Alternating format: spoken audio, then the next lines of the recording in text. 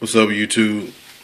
This Stogie Man back at you. I'm here to do an update on this straight razor that I bought yesterday. The Parker sr1 straight razor. Stainless steel. I'm not going to get into it. You can look at my other unboxing video for more details. I used it last night. It is an absolute beast. One of the problems I had was like with this Magic razor that I have, pretty good razor. No complaints about the razor itself. It's, it's a cheapy little $10 razor. But one of the things that I didn't like, I was used to it because, I really didn't really know any better, was as I'm using it, you see my thumb placement, to shape the hair, whatever, I'm trying to get that line. I didn't really think I had a problem with it. It was really, the only problem I had was with the blades. I went out and bought a box of derby blades. I had got used to using the Persona blades. Excellent blades. You take the regular safety razor blades for this, the long ones.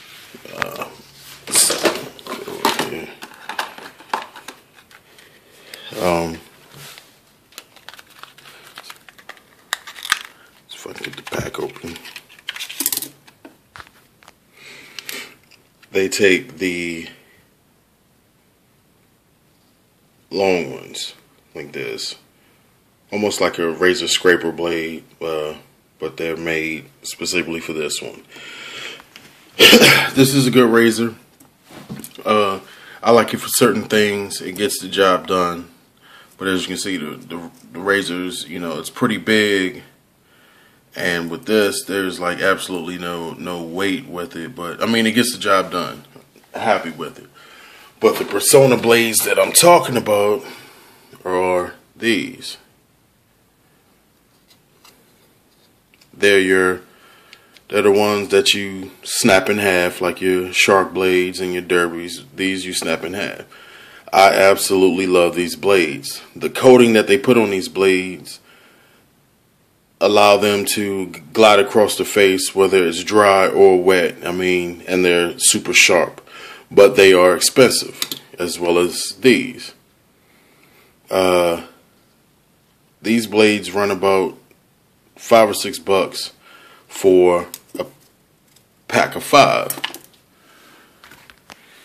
These blades run about $5 or $6 for a pack of 5, but since you snap them in half, it's only you're getting 10 instead of just 5. So $5 or $6 for 10, unless you're using a different style razor where you use the whole thing. Extremely sharp. Both of those blades are excellent. I love Persona, but due to cost, I went out and bought a box of derbies. I used the derbies in this razor. First, I tried it on my face. Any razor that I get, I try it on myself first before I put it on a client. Always try it on myself. I noticed it tugged a little. I would put shave gel on there, and I would have to get it just right, and it would still pull and snag a little bit. So I went back and just invested in the Personas. With the Personas, I had no problem. I could do what I needed to do, and the cuts come out crispy and everything. Well, last night, just for laughs, I went ahead, just to check it, I went ahead and put a derby blade in my new Parker. Wow.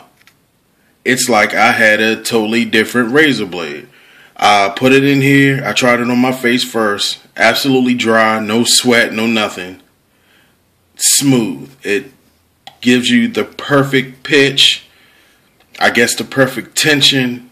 I guess with this blade, I guess what was happening, maybe it wasn't tight enough in here or whatever. I don't know what it is, but I've heard different people say sometimes you have to match up certain blades with certain tools, and I guess that was the case with this, because when I put a derby in this, absolutely no problem. I did a cut last night. I actually posted it up.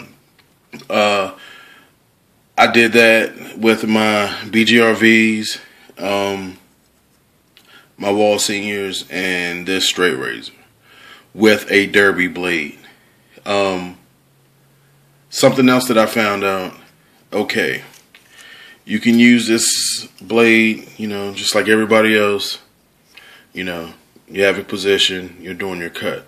Now, when you're trying to get that hook on the, you know, by the ear, when you're trying to get that hook and get it crispy, this is what I discovered last night. See this lip right here? Watch this. Boom. All of a sudden, I have absolute control. My thumb is right by the blade, and it was perfect. Just, no problem. You want to get away? That's fine. Come back here on the hairline, but absolute control was right here. Like, this little groove right here was like perfect. Like, they thought of everything with this blade. The balance is good. With that derby blade in there, I didn't have to do any extra work. Just perfect. It just glided across the skin. He had a widow's peak, and he likes his hairline crispy, so he always wants me to take the widow's peak out. Alright, so to get even closer, I went ahead and just added this shave gel. I actually really like this shave gel. I'm going to get some different ones later, but this actually works really, really well. It doesn't dry up or anything like that. But put a dab on my finger, wiped it across his forehead, and it was clean as a whistle. Like, you couldn't tell anything was there.